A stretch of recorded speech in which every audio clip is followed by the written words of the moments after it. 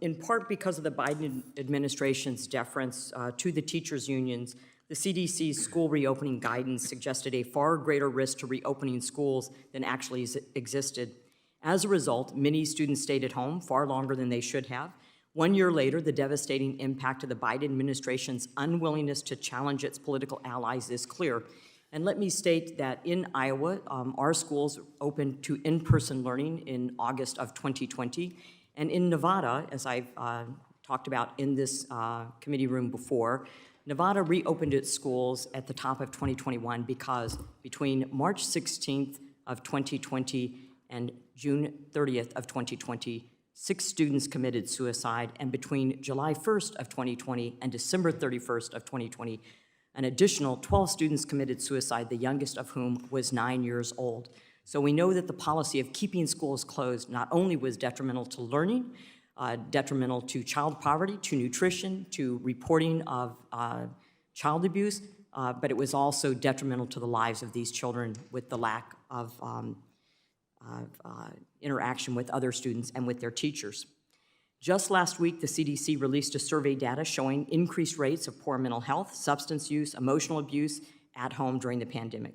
Learning loss has also been dramatic, as I said, and the World Health Organization anticipates that childhood poverty will have increased by 15% and will take decades to recover. A National Bureau of Economic Research report late last year found that remote learning contributed to highly significant learning loss with much less pronounced drop in scores among students who continued to attend school in person. Secretary Becerra, looking back on the last year, do you wish your agency would have shown more courage in standing up for children who desperately needed to be in school? Congressman, first, some of the statistics you mentioned are just devastating to see when children die, and we've been talking a little bit about the stress that families are feeling, so thank you for pointing that out.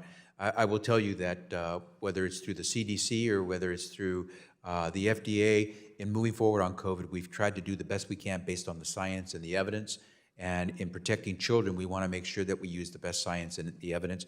And the CDC has consulted with numerous stakeholders, whether it's teachers, principals, whether it's education experts, whether it's those who have run departments of health or education before. What we do is use the best guidance we can from those experts and the evidence that's before us with the science to make the decisions. And I think as a result, today, virtually every child is back in school.